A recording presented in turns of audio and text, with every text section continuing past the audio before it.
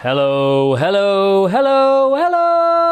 everybody. I'm gonna have to bring that one back down. My name is Adam Clery and welcome to NXT Ups and Downs, the show where we take the black and gold brand and we look at their crack and bold plans. Top of my head, that. Not bad. Yes, that's right. It's an all-new episode of WWE's most likeable televised product, which, while not saying a whole lot, is definitely true. And we move to the CWC, which is certainly not Full Sail. It's a big box, black room full of lights and a little mini Thunderdome, and we saw it at TakeOver, and now we're seeing it every week. But just before I start, want to, for a second week in a row, say thank you so much for the genuinely astonishing volume of messages I got about my parents and their relative not wellness. I'm pleased to report my stepdad is out of hospital and my mother is already sick of looking after him, so they're fine, I guess. Thank you so much for caring. Genuinely, I was quite shocked. And also to everybody who was asking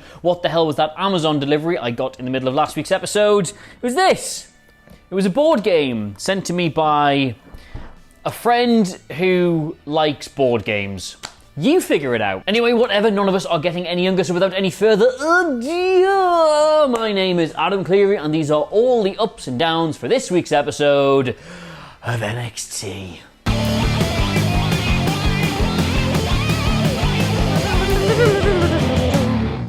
Alright, so spoiler alert, this was actually a really good episode. Loads and loads of ups and only one tiny, I've said it a million times, down. But I'm going to start with the CWC itself because I was dead against NXT moving there full time. Yes, it looked astounding at TakeOver, and yes, it probably is a better facility than they have at Full Sail, but Full Sail is NXT. It is the beating heart of that brand, and even if it wasn't at full capacity, even if the crowd wasn't there, it still felt like one of the few slices of normality we've got during all of this. But to borrow a phrase from literally Odin himself, Full Sail is not a place, it is a people, and without the people, I guess it's not really Full Sail, and that empty shell could be pretty much anywhere on Earth, and this is, I will admit, a far nicer empty shell. We will get back to the crowd and thus hopefully back to Full Sail one day, but if we can't, I guess if we're just going to have some flashy lights, we might as well have some really nice flashy lights, and that's what this is. So do you know what?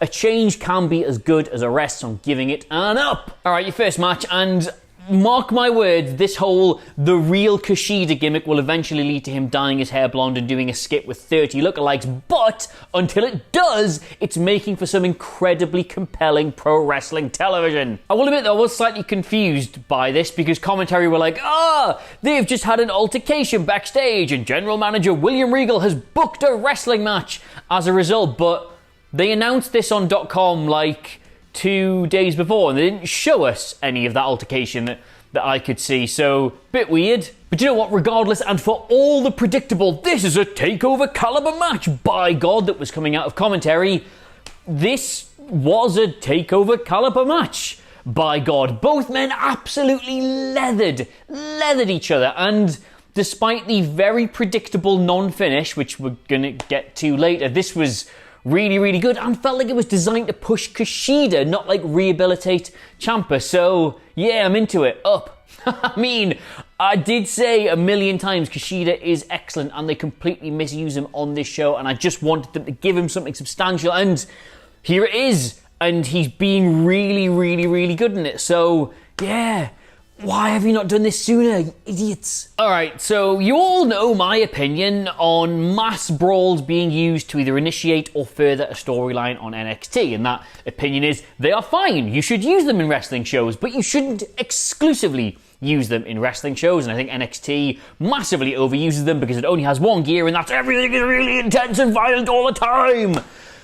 But, yeah, that's true, but this one worked. In fact, I'd go so far as to say that the mass brawl they used here actually salvaged a pretty bad promo that was done before. Like, don't get me wrong, bottom line here, Ember Moon is back, and I love Ember Moon. I think this is an absolutely great decision, but we did get a little glimpse here of why it did not work for her on the main roster. Like, yes, it's very easy to say that they just misuse people on the main roster, but some of them they are very into and do use quite well. It's just that some people come up and they go, actually, despite you being very over and very good, you're not actually what we're looking for here, so we're going to put you on main event. And you saw it with Ember Moon. Like, she is a fantastic in-ring worker, but she is not the person who's going to cut that hokey promo for 15 minutes at the start of Raw. Like, tonally, she was all over the place here. Like, she was trying to be, I'm back and I'm bad and I'm going to take what's mine, but also kept laughing awkwardly in between like every other sentence. Like, I didn't know what to make of all this. Like, I was happy to see her back, but you could tell she was really happy to be back when she was trying to pretend that she was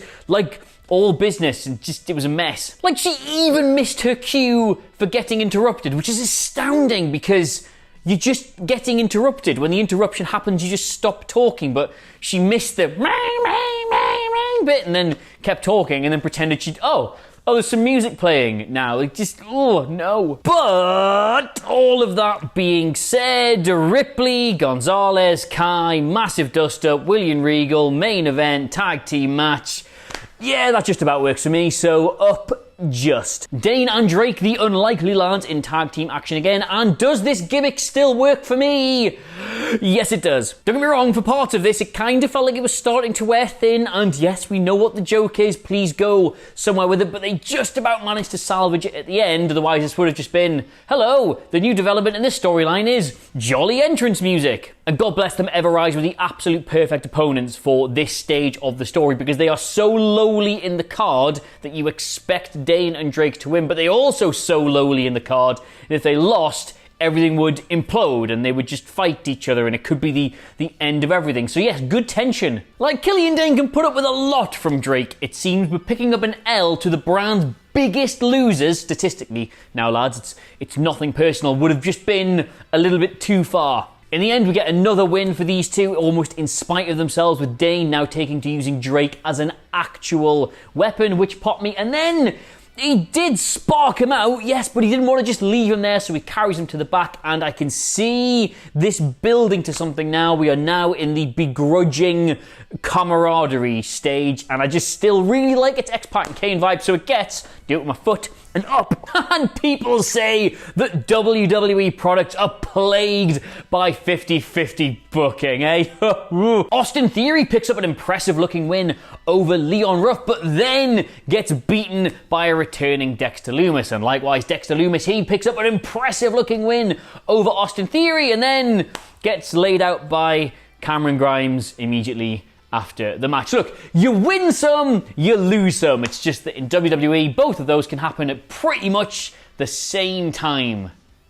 Anyway, though, podcast rants to one side, and somewhat counterintuitively, I actually liked this because it did something for all four men involved, even though three of them, in some capacity, got beat. Like, yeah, Leon Ruff, he got squashed again, but he actually got more time to show what he can actually do and looked quite eye-catching in doing it. And yes, Theory did pick up a squash win and then get beat when it actually counted, but he looked quite impressive in doing all of that as well. Like, he even turned Leon Ruff's little botch into the finish, which was quite good, I thought, in the moment. And as for Dexter Lumis, this was nothing new for him. This was just a reminder of who he is and what his gimmick is and how dangerous he is in the ring. But he's had enough time off that it's not gotten stale. It's like, yes, Dexter Lumis, he is a bad man, despite being a very, very quiet weirdo underneath it all. And Cameron Grimes, he can do more with like one finisher and 10 seconds of dialogue than most people on the main roster do in an entire month. So that played to his strengths as well. So yeah, weirdly, this is great and it's an up.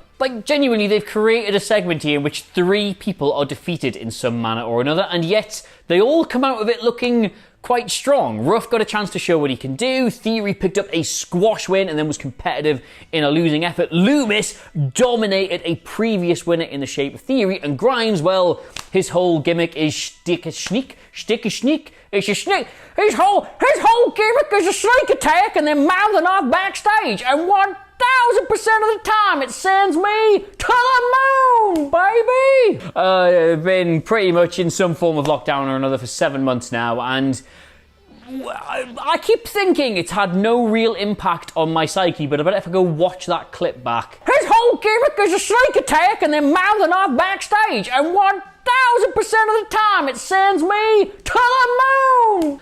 I would think that maybe it has. Anyway, when this isn't getting an up or a down, I just really enjoy the fact that now that Damian Priest is a face, he calls them people instead of just women. Haha, yes, now I really wouldn't want to be the, like, slightly above averagely attractive wrestling host who had just said that a mass brawl had saved an otherwise hokey segment, because that would make criticising this next bit really quite difficult, wouldn't it? But hey, I'm going to. I don't really know what the implication was supposed to be from Ridge Holland not knowing how to park this week. Like, was he trying to say that somebody had bought him a Mercedes-Benz for attacking Adam Cole? Or was he just trying to say that he was really feeling himself now, so decided an expensive treat was in order? I'm not sure. Anyway, our burly bruiser from the mean, unspoiled countryside of Yorkshire put on an absolute ripper against Danny Burch here. And then at the end, as he was pummeling it to the ground, only Lorcan came out to make the save, and a 400 referee large brawl broke out. Now, first things first, Ridge Holland picked up an injury during this post-match brawl, and we don't currently know what his situation is. It looked to me really bad. Either it's his ankle or it's his knee or it's ACL or just something you do not want to injure, and he could be out for a very long time. Like, no doubt this was setting up Holland versus Lorcan, and my god, yes please for that, but that's pretty much off the table now. Which seems as good a time as any to mention the fact that NXT needs to get away from only wanting to further or start rivalries with these mass brawls. Like, yes, they are fine, they work, they are relevant in the context of professional wrestling, but there are other ways to do this, and of course they carry a level of risk that other methods don't. Sooner or later, if you use them this much, someone's gonna get injured because they are messy, they're hard to control, they're hard to do safely. Certainly harder to do safely than actual professional wrestling is, and lo and behold, Ridge Holland is now injured. Like, the guy left his car in the middle of the road. You couldn't have just had, like, only Lorcan blocked in as he was trying to get home to feed the cat. Nobody gets injured that way, and it has the same effect, and it's not something we've seen a million times as it is, right? The match was fine, but it was only a means to an end we will now not get because they've done this again and someone's got hurt, it gets it down. But for all I do make fun of Ridge Holland's whole weird Yorkshire is actually mean and not just an incredibly peaceful, pleasant place gimmick, I really hope the guy's okay. So fingers crossed, everyone here at NXT is rooting for you, my friend. That wrinkle of there maybe being a Triple H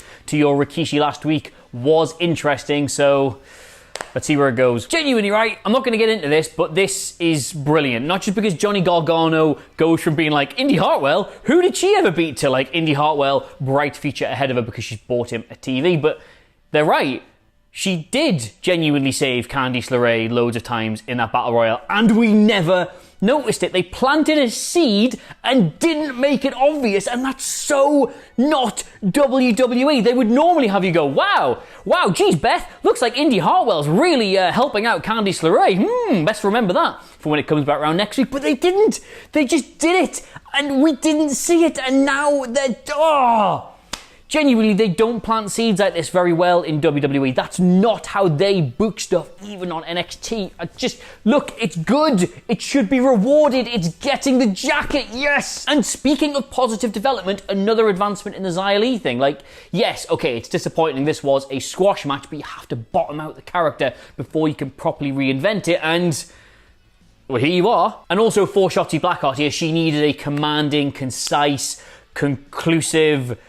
what's the word I want? Concise, conclusive, constructive, constipation, construction, constellations. What's the word?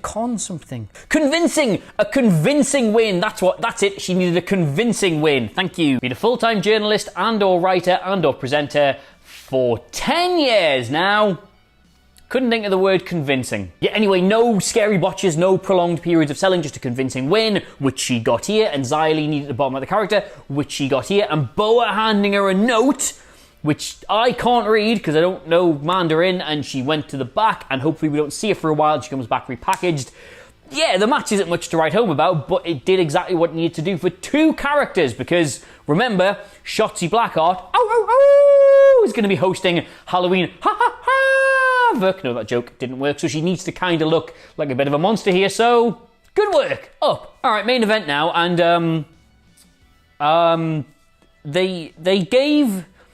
not going to get mad. I'm not going to get mad, but They gave Dakota Kai a jobber's entrance? Are you kidding me? She was just in the ring when we came back. They gave her the jobber's entrance?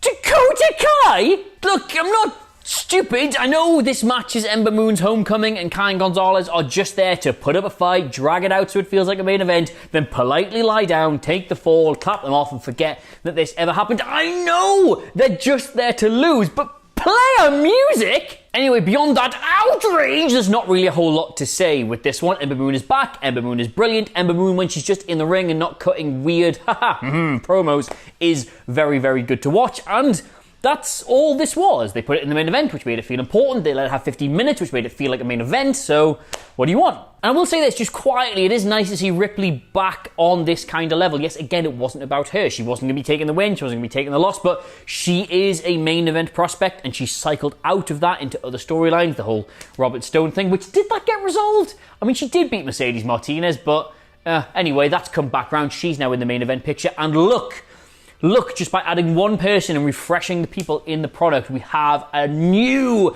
exciting, engaging women's main event picture. Yes, yes, yes. And the thing is, commentary would have told you that she hadn't lost a step regardless of what happened. She could have been on her knees gassed after about 30 seconds. They would have still said she was really good, but she was really good and she hasn't lost a step. Like, she's not quite at the level she was when she was pretty much propping up this entire division, but she ain't far off. And you know what? Now that Io Shirai has run through pretty much the entire women's division, is Ember Moon the woman to finally give us a title change? Possibly. Anyway, match getting up. It was a really, really good show when you look at these scores. That's not flattering it in any way, shape or form. Good times all round, an excellent wrestling product. Thank you. Right, so that's all the ups and downs to this week's episode of NXT. Again, thank you for all the kind messages. I actually passed them on to my parents and they were like, do people on the internet know that we're not well? That's a bit strange. And yes, it was admittedly, but quickly I want to talk about Finn Balor. Obviously, we know he's broken his jaw in that Kyle O'Reilly match. I am praying, at the time of recording, we don't know what they're going to do about that. So I am praying he gets to keep that belt and he can just put a thing on his face and wrestle, because God, them having to hand the title back again.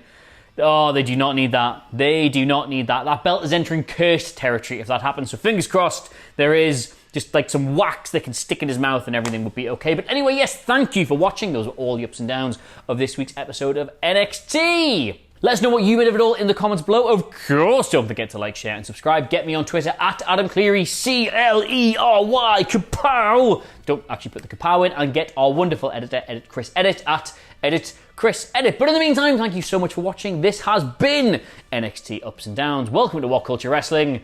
Watch another video. Why not? See you soon.